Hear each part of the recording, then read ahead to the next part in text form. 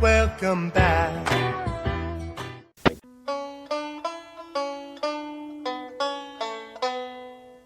Hey, Stanley, Yeah, George? how'd you like your own TV show? Hey, I got something to mail you out. Oh, you be careful now, you hear? Before you go and say something you're gonna regret for the rest of your days. Like what? Like the wrong kid died? Oh, no! Hey everybody, welcome to this episode of The Wrong Podcast Died. I'm Brian. And I'm Rod. In this episode, we're taking a trip back to the 1980s, but first, we're going to take a trip to the 2000s, right? That's where you took a trip to, right? Oh, yeah. Because I sent you a picture of the movie I was watching, and you said, what are you watching? The Temu Super Mario Brothers? Yeah, I didn't quite understand what you were watching. I was watching the Super Mario Brothers movie from 2023. Oh, okay. What'd you watch?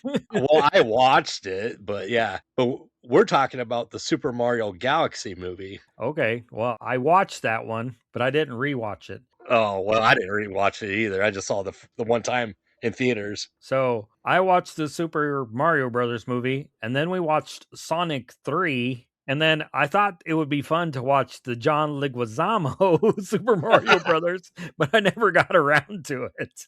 Name? Mario. Last name? Mario. Okay, what's your name? Luigi. Luigi? No, Luigi Mario. Okay, look, how many Marios are there between the two of you? There's three. There's Mario and Luigi Mario. Mike! Up these Marios around the side. So yeah, we're talking about the Super Mario Brothers Galaxy movie, but I did notes for the Super Mario Brothers movie from 2023. Oh, wow, okay. So Super Mario Brothers is the animated one that came out in 2023, and then Super Mario Brothers Galaxy is the one that came out this year, 2025. You could tell us about that one. Okay. So rated PG has an hour and 38-minute runtime, and it was released on April 1st of this year, 2026. Yeah, only one other animated movie was released on April 1st, and it was like Hop or something like that. And the starring cast, which Brian will have the same on the other movie for the most part, but Brie Larson was new. She was Rosalina, Chris Pratt as Mario, Charlie Day as Luigi, Donald Glover as Yoshi. That made an appearance in this one. Keegan-Michael Key as Toad. Jack Black reprises his role as Bowser. Anna Taylor-Joy as Princess Peach. And then we get Glenn Powell as Fox McCloud. They bring one of the most famous Super Nintendo, right? Star Fox characters? I believe so. And this one had a budget of $110 million, and on opening weekend alone, it made $131.7 million. So, I mean, it made it that money back. And then so far, it's grossed $992.6 million. So hopefully it will bust that $1 billion mark, because we thought that last year Minecraft would, and it got close, but I don't think it ever made it quite to $1 billion. Really? It was really close. And then the Super Mario Brothers movie from 2023, that was April 5th. It had a $100 million budget, and it made $1.361 billion. So it went quite a bit over $1 billion. Wow. And I think the only one that was in the one from 2023 that's not in this one, Seth Rogen, is Donkey Kong. It is on like Donkey Kong! In that first one. So they're fun. They're super fun. We were there on opening weekend. It was a packed theater. We had a great time watching it. It wasn't as crazy as a Minecraft movie, but I think we had to sit down front, which we normally don't have to do. I think we went with some friends to the original one, and that was a packed. I keep saying original, but there's the one with John Leguizamo that's from the 80s. Yeah, and what's his name from Who Framed Roger Rabbit plays Mario. So you got an Australian who plays an Italian, and what is he, Puerto Rican? Yeah, and then who's the Bowser character in that one? A really famous actor. I'm not 100% sure. Let's take a quick look. While he's looking at that, I'll just give you some fun Easter eggs from the 2023 one. Charles, he played the original voice of Mario and Luigi in the Nintendo games since the 90s. He provides the voice for Mario and Luigi's father, as well as the arcade playing character named Giuseppe. And then Jack Black heavily collaborated on the love ballad Peaches. Peaches, peaches, peaches, peaches, peaches, peaches, peaches, peaches, peaches, peaches. Ah! Oh, yeah!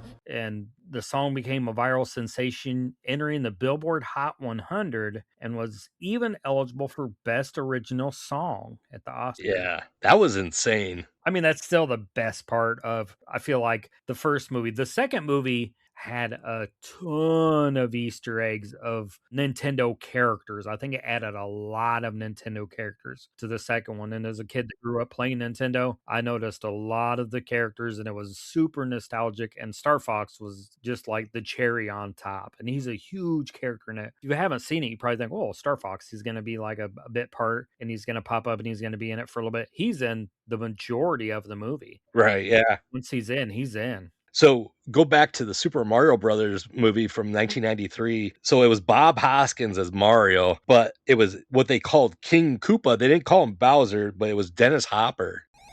Python Pizza here, may I help you?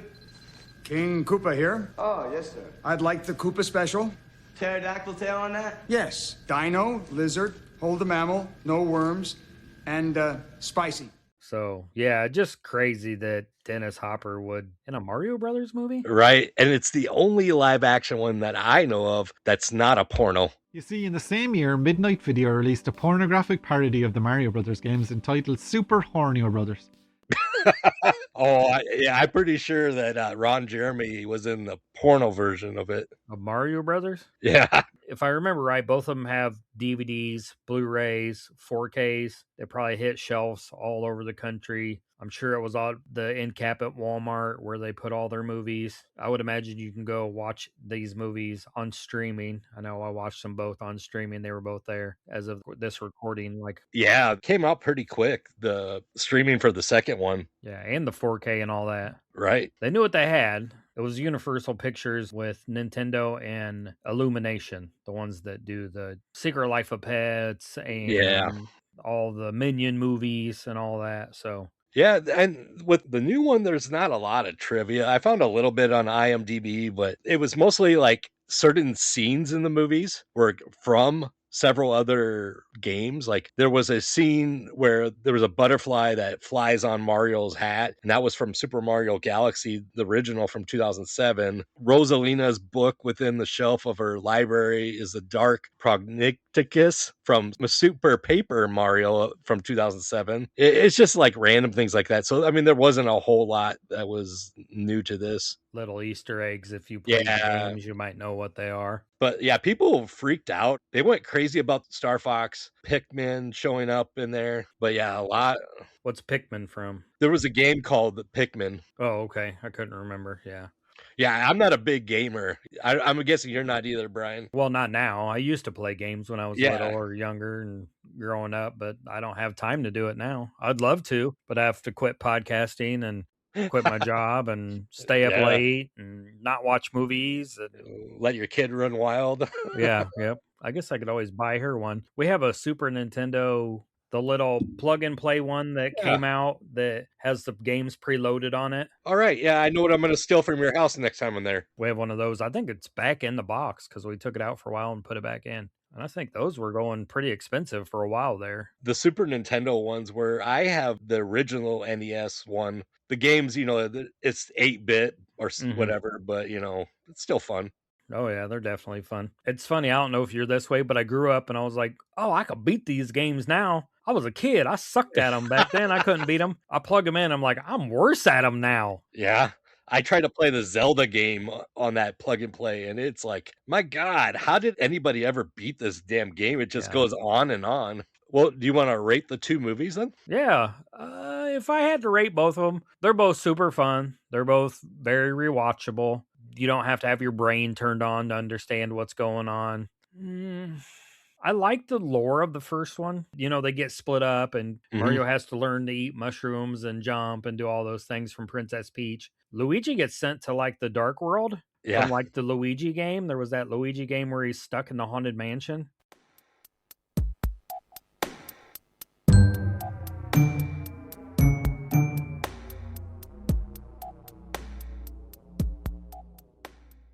I think it was Luigi's Haunted Mansion or something like that. Yeah, with the flashlights as the weapons, basically. Yeah. So I think equally, they're both probably a 4.5 out of 5 retro plug and play Nintendos. Yeah. I never counted how many there are. I know there's probably 10 or 12 or 15. All different Nintendo versions. Yeah, and then arcade versions. And Yeah.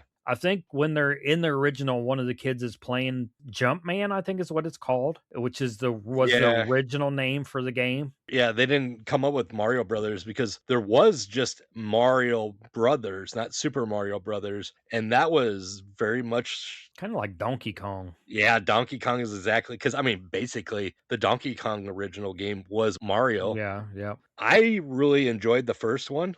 I thought it was a lot of fun, a lot of nostalgia, especially with the Donkey Kong. I love Donkey Kong Country back in the Super Nintendo days. I give that one probably a 4 out of 5 banana slips, but this one I didn't enjoy as much, the newest one. I'd say a 3.5 out of 5. Bowser can't make up his decision and be a dad.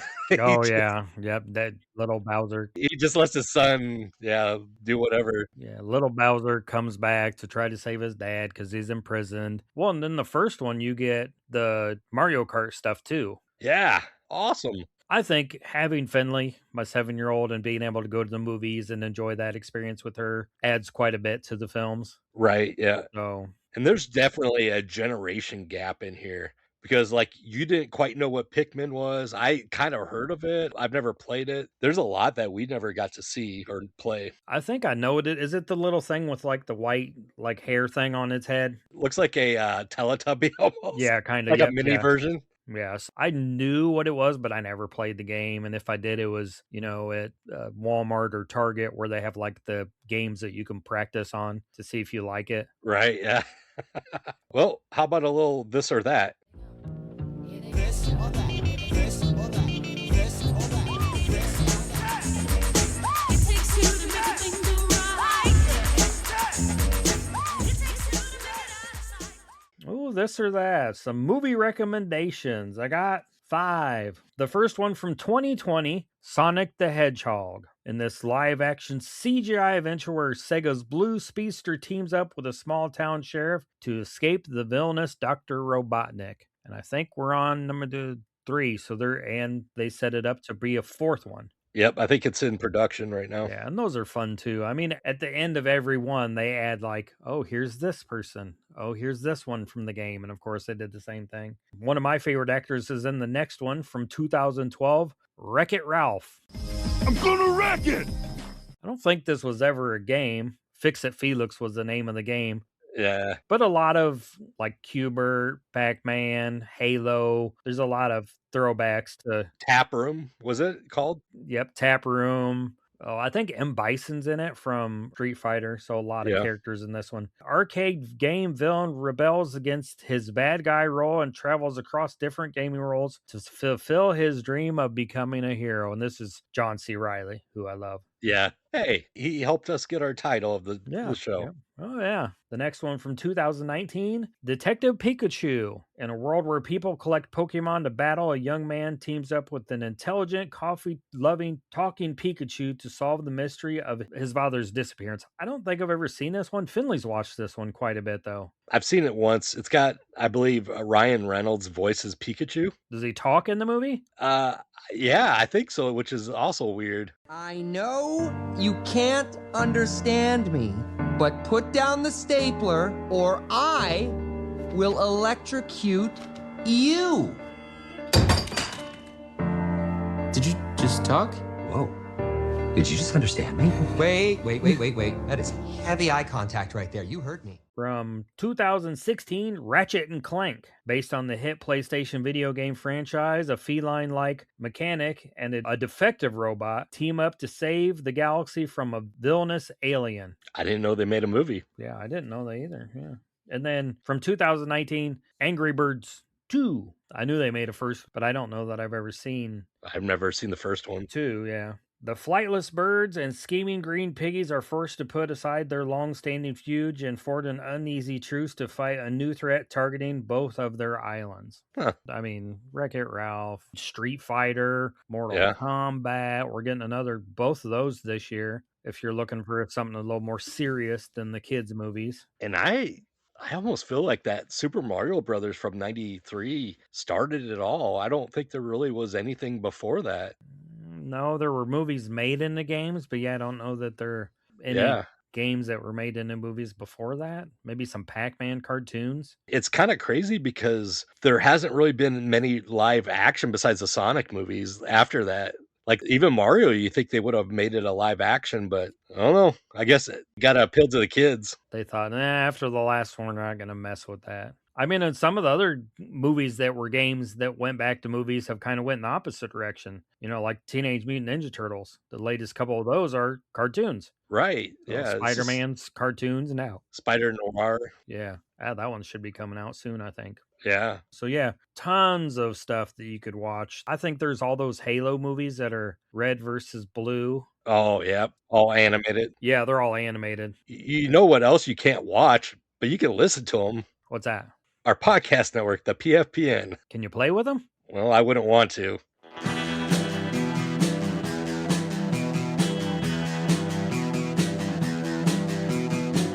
You're listening to the Prescribed Films Podcast Network, home to hundreds of hours of free podcast entertainment. The shows on this network all have a common goal, providing you with the best discussions about movies and other forms of entertainment media. The PFPN hopes to fill your earholes with audio joy. Visit our website with links to all the other amazing shows at www.thepfpn.com. Thanks for listening.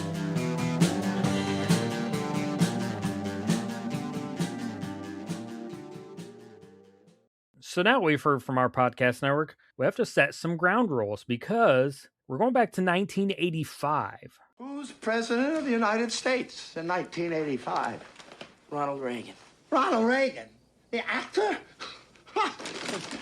Then who's vice president? Jerry Lewis? And if you were alive back then, you know that Super Mario Brothers was released in North America on October 18th, 1985, but initially debuted in Japan on the Famicom on September 13th, 1985, and then was released in Europe. They had to wait until May 15th, 1987. Sacre bleu!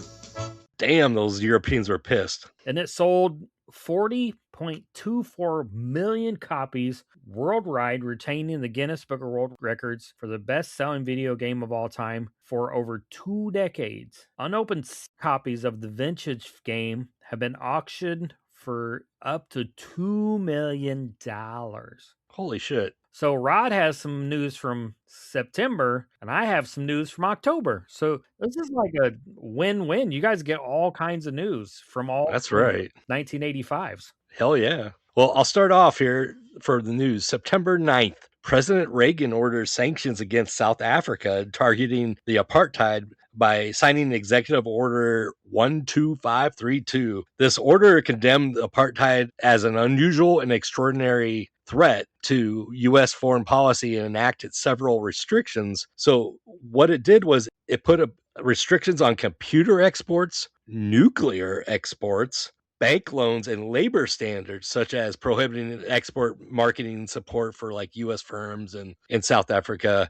And then apartheid wouldn't officially end till somewhere between 1990 and 1994. They never give an exact date on that. But the interesting thing when I bring up nuclear exports, not just like weapons, because that's what we always think of when we hear nuclear, but it was like for also medical needs too. So like MRIs and CTs and all that kind of stuff.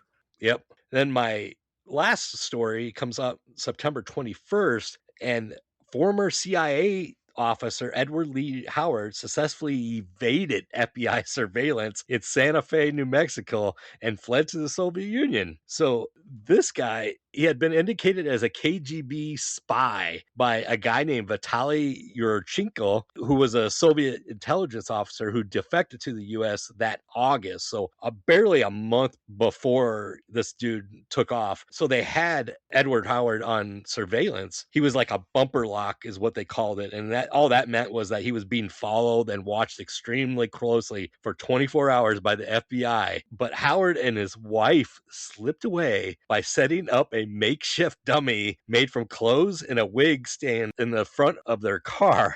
So they just set up dummies in their car and they got away. They went back to the Soviet Union. They had to go into Europe and they traveled partly on foot and whatever, and it was nearly a year later in August of 86 that the Soviets officially and formally announced that Howard had been granted political asylum in the Soviet Union. So well, they got a lot of our secrets, I guess. So where he still lives today, probably. I don't know if he's still alive, but yeah, I never did see if he was still there. It's crazy. So he probably, well, no, that movie wouldn't have been out yet. I was thinking he watched Home Alone. Maybe that's where they got their inspiration there. Yeah. Oh, man. What do you got for movies? So it's only a month apart that it came out Yeah. in Japan and the United States, but it was only a month. It's the poor Europeans that had to wait 2 years for it. Yeah. Year and a half. The top 5 movies of the week of October 18th, 1985. I asked a friend, what was number 1? And they thought, what did they say? Something with Arnold Schwarzenegger. Maybe The Running Man. Yeah. But I said, you're close. It was an Arnold Schwarzenegger movie, but it was Commando. Could you tell me what this is all about? Yeah, a guy I trusted for years wants me dead. It's understandable. I've only known you for 5 minutes and I want you dead too. And it grossed a little over 4.1 million that week. And it was his ultimate action vehicle. Do you remember Commando? A little bit. It had Alyssa Milano as a little kid. Yeah, they kidnap his daughter. Yeah.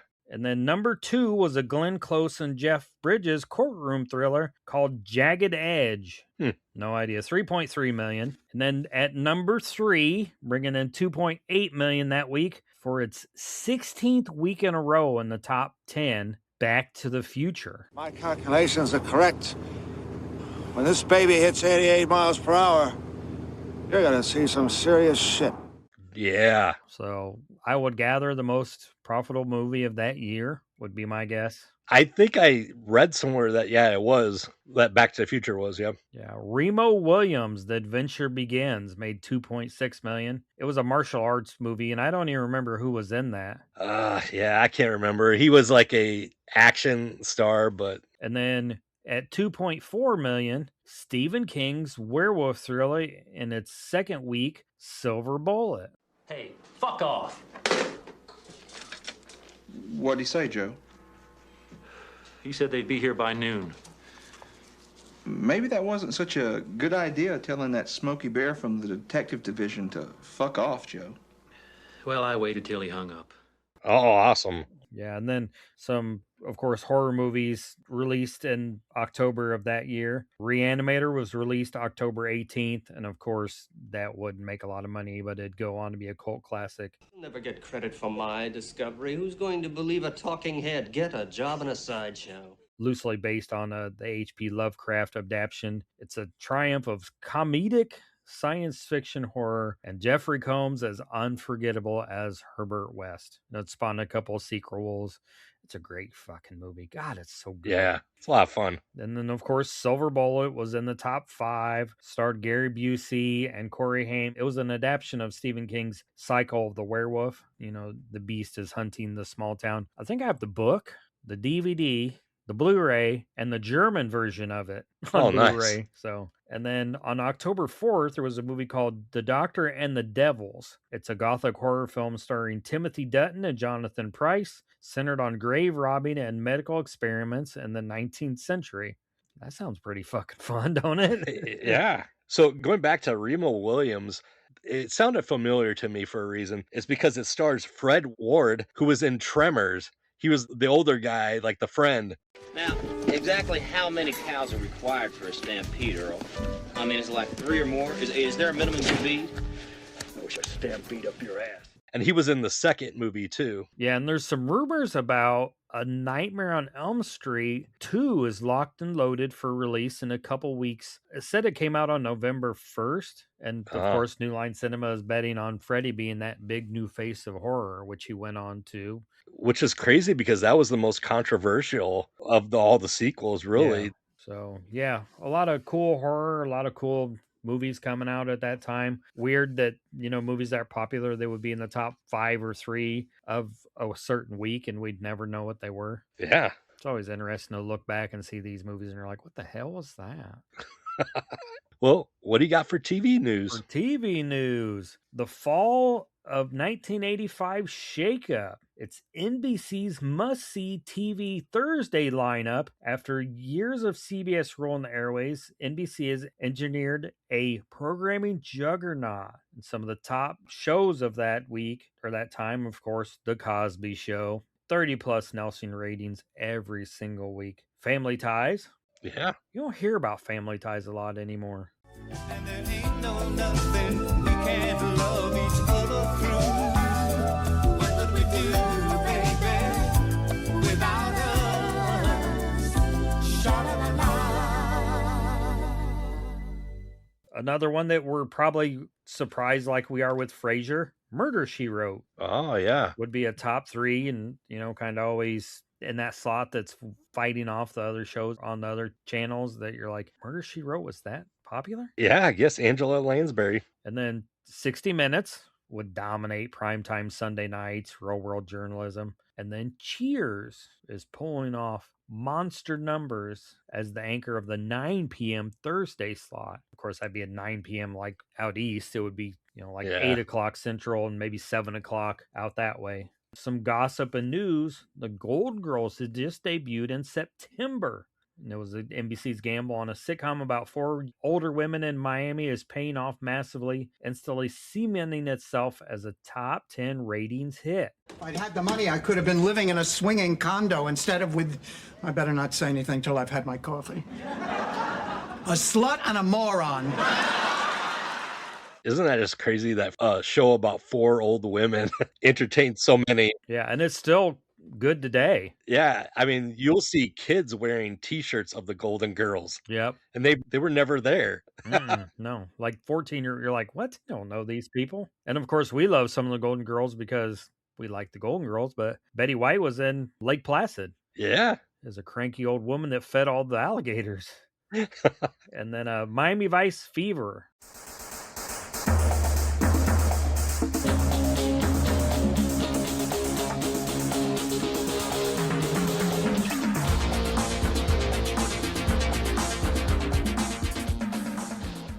Are causing actual retail shortages because men's clothing stores nationwide report they cannot keep pastel suits and white t-shirts in stock. I remember when I was a kid, though, in the 80s, we lived in California and my dad worked for a company that would pay for once a year to go to one of the amusement parks, like, Disneyland and Knott's Berry Farm. And we went to Universal Studios once and I got to see the Miami Vice, like, little show they put on back then. That was just wild because there were speedboats and... Oh, like when they would do like the Indiana Jones show, but they did Miami Vice for a while. That'd be fun. Fun times. Okay, let's move on to music. And I've got 2 pieces of news. The first one was September 13th was the second MTV Video Music Awards. And some of the winners were Video of the Year went to Don Henley for The Boys of Summer. Best Male Video went to Bruce Springsteen for I'm on Fire. Best Female Video, Tina Turner. What's Love Got to Do with It? Still wondering. And best group video was the USA for Africa movement, or, when all the singers got together, We Are the World. Okay, I was wondering if it was We Are the World. Yeah.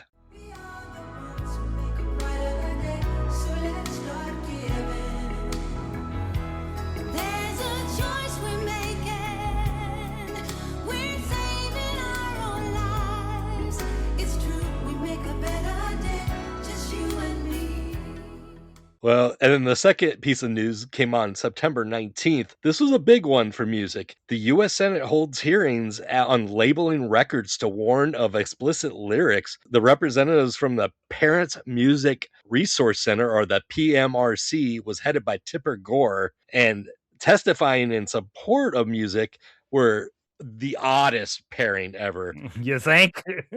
Dee Snider, Frank Zappa, and John fucking Denver spoke as the opposition to this group. And the core argument was that the representatives for the PMRC argued that youth were being exposed to subliminal messages, violence, and sexually explicit lyrics, and that warning labels were simply truth in packaging to aid parental guidance. Despite the testimony that those 3 legendary musicians in their own right gave. PMRC still won. There were labels put on music, but I really don't think it affected the sales that much. I think if anything, it increased sales on stuff where kids are like, oh, that's got vulgar lyrics on it. I want that. Right. You know, the people that were like, oh, so I know it's vulgar. I know it's what they don't want me to listen to, what the man doesn't want me to listen to. I'm going to grab it instead. Theft probably went up too. Yeah. One, if you put Frank Zappa with Dee Snider or Frank Zappa with John Denver, that's way less of an odd pairing. But when you add all three of them in, yeah.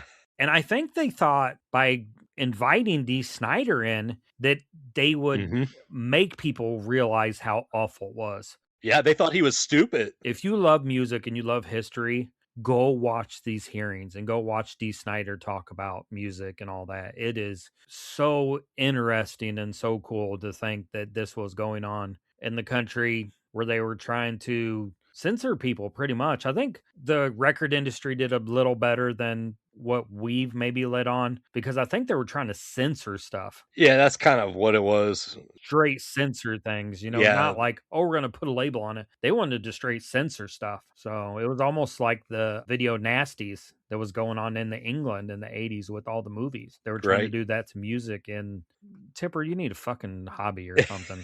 Jesus. All right. And then the top songs, number one in the US was St. Elmo's Fire, Man in Motion by John Parr.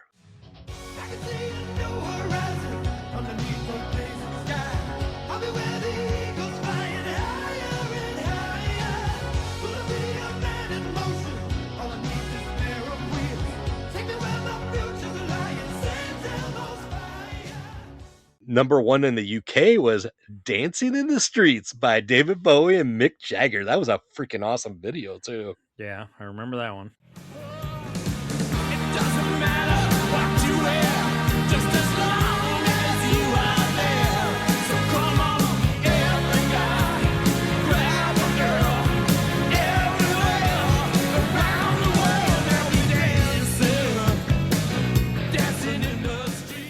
And number one country was Modern Day Romance by Nitty Gritty Dirt Band. I'd have to hear it. It's a modern day romance, a new kind of game, with no time to slow dance in the fast lane. One of my favorite Nitty Gritty Dirt Bands was like,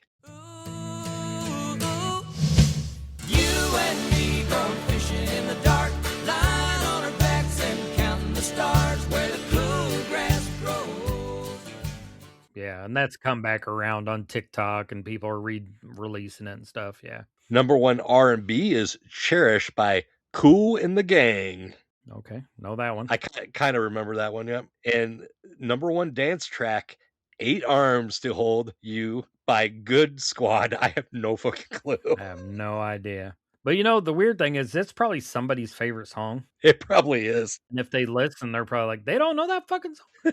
No, we don't know everything. And if they saw us dance, they would not want us to know any dance music. Well, what do you got for sports news? Let's see. World Series fever. The sports world is completely consumed by the impending 1985 I-70 series, where the World Series featuring an all-Missouri showdown between the Kansas City Royals and the St. Louis Cardinals. Huh. Yeah, I don't know. The Cardinals were heavily favored behind the hitting of Willie McGee and the legendary Ozzie Smith. Meanwhile, the NFL, the Chicago Bears and their terrifying 46 defense are dominating headlines, remaining undefeated and looking completely unstoppable on their march towards the Super Bowl. If I remember right, that's the year they won the Super Bowl with Walter Payton and that defense. Yeah, they had the Super Bowl shuffle. Yeah, the Super Bowl shuffle. And we're not doing this because we're greedy. The Bears are doing it to feed the needy. We didn't come here to look for trouble. We just come here to do the Super Bowl shuffle. And the Chicago Bears, even though it's off season, there's controversy right now because they may be leaving Chicago. They may be. Yeah, the Bears are, as far as I know, staying in Illinois because there was some talk about them going to Indiana. It looks like they're going to like Arlington Heights or something like that. Huh. How far is that? Fuck, everything in Chicago is an hour away, so at least an hour. You want to go across the street, it's going to take you an hour. So Yeah. maybe not. Maybe if it's just across the street, it's only a half hour, but I think it's 45 minutes or so from downtown. Oh, and then, of course, we got to talk about the WWF champion at the time over in the world of sports entertainment. Hulk Hogan is currently riding high following the massive success of the inaugural WrestleMania earlier in the year. He is currently embroiled in an intense, white-hot feud with his arch nemesis, Roddy Piper, drawing massive sellout crowds on arenas across the country and anchoring the new Saturday night main event specials on NBC. I remember those. I would catch glimpses of it when I was a kid, but You never got to watch the whole thing? no, I was getting past my bedtime. Oh, damn it. Even on the weekend. Old Hot Rod couldn't stay up and watch Hot Rod, huh? No. Well, that's all right. I got to stay up and watch them, I think. That's all I got for sports news. Okay, what do you got for toy news? Toy news. This thing called the NES hits New York City. Oh, yeah. Yeah, and Mario Brothers comes out. I think Mario and NES came out like exactly at the same time. Yeah. You know, like that was their launch, was the launch of Mario Brothers. And later it would become Mario Brothers and Duck Hunt. Yeah, the combo game. The combo game. Yeah, the Nintendo has officially launched a test market of the NES in New York City. Toy retailers were initially highly skeptical due to the devastating video game crash of 1983. Whoa. I didn't really look into that, but maybe like Coleco and Atari. So they're kind of like skittish. To ease their fears, Nintendo is employing a clever strategy, marketing the console as the Nintendo Entertainment System rather than a video game console, complete with a robotic companion named Rob and a light gun. I knew about the light gun. I didn't know about the... Yeah. Do you remember about a... Yeah, I remember the robot thing. I didn't really know what it did, but I thought that came out much later. Yeah, so maybe it was like they had it out and they were showing consumers and like the Toys R Us and the big company, you know, like Macy's and stuff. This is what we have. Right, yeah. And then maybe they kind of pulled Rob back and yeah, I don't know what the toy did. Hell, I don't know.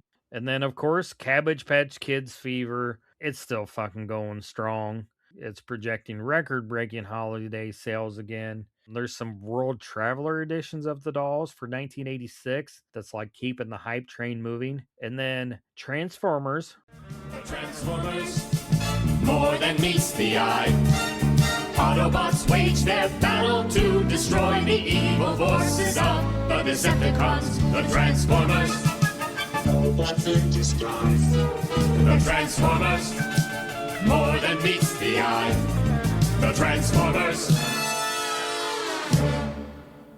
versus GoBots.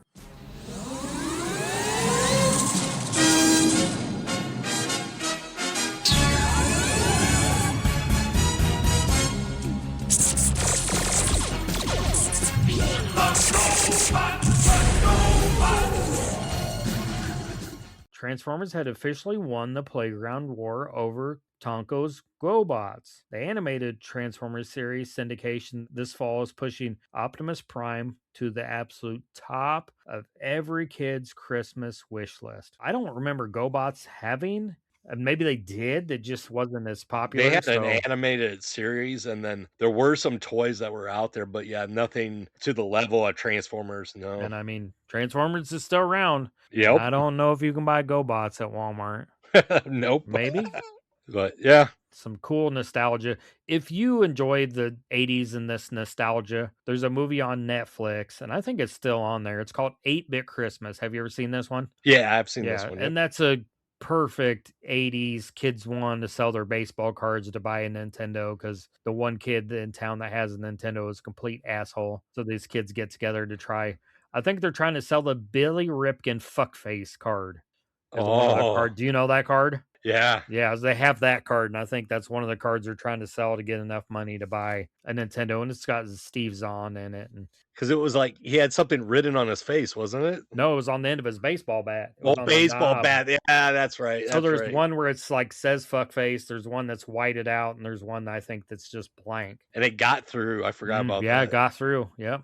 Here, while you're telling me about the who died and who lived and everything. Okay. Well, I'll do the burps and then we'll see if Brian finds it. But on September 17th, John Walker, American musician for Panic at the Disco, he was born in Chicago, Illinois. And then on September 29th, Calvin Johnson, he was an American football player, wide receiver for Detroit Lions, 6-time Pro Bowler. He was born in Noonan, Georgia. Calvin Johnson? Calvin Johnson. Megatron? That's what I found. Yeah, that is his nickname. Yep. I didn't know he was born in 85, though. I thought. Well, yeah. Well, did you find anything there? The last Billy Ripken card that sold with the actual FF, that's what they call it on eBay, FF, because they can't put fuckface, sold for $89.88 with $6 shipping. One sold for $100, free shipping. The one with the part blacked out sells for about $10. And then there's a couple other ones that have sold. I mean, this blacked out one sold for like $3. So you want the one that actually says FF. It sells anywhere from like the 80 to 100. Interesting. That would not buy you a Nintendo Switch nowadays. No, probably not. It might buy you the Mario Brothers game, but games are so expensive too. So, well, let's get to everyone's favorite segment, 6 Feet Under with Rod. Hello, darkness, my old friend. I've come to talk with you again.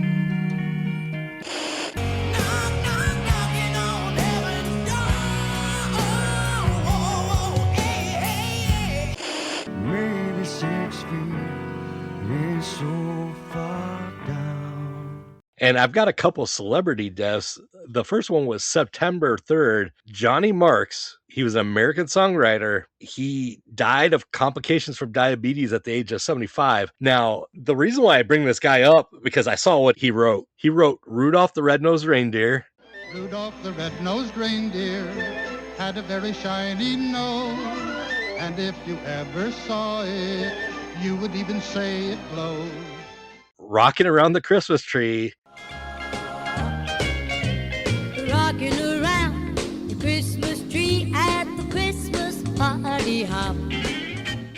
And A Holly Jolly Christmas. Have a holly jolly Christmas. It's the best time of the year.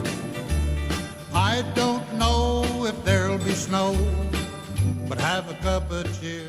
I mean, what a treasure. I love those songs. All the Christmas classics. Yeah. And I did pick one out of October 2nd that was a celebrity because this was a big one. Rock Hudson, American actor. He was in movies like Pillow Talk, A Farewell to Arms, and Ice Station Zebra. He dies of AIDS-related complications at 59. But the big controversy of this was Rock Hudson was always put out there as the studly, the manly man's man who everyone thought could get any lady he want, when in actuality, Rock Hudson was a gay man. He just had to hide it to stay in Hollywood. Yep.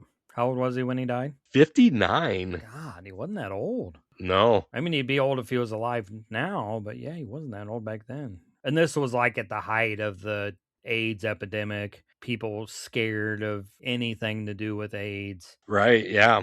You know, and there was a lot of people just suffering because there wasn't a lot of information about it and people are scared of everything. Yeah, I mean, Rock Hudson was probably the first celebrity, and then years later, like towards the 1990 or so, you would get Freddie Mercury would have died from AIDS. So a lot of great actors and musicians that AIDS took from us. Yeah, too many. So on September 8th, Ana Mendieta, Cuban artist, she dies at the age of 36 after falling from a window 33 stories down to the roof of a deli. Now, the odd thing about this was that her husband of only 8 months, he was a sculptor. His name was Carl Andre. He initially was arrested for her death, but would later be acquitted in 1988. But just prior to her death, neighbors had heard the couple arguing very violently.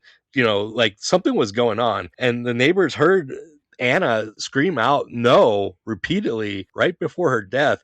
And when the cops got there, Andre had scratches all over his face. So Looks like this is a shut and closed case, you would think. Open and shut case. Yeah, open and shut case.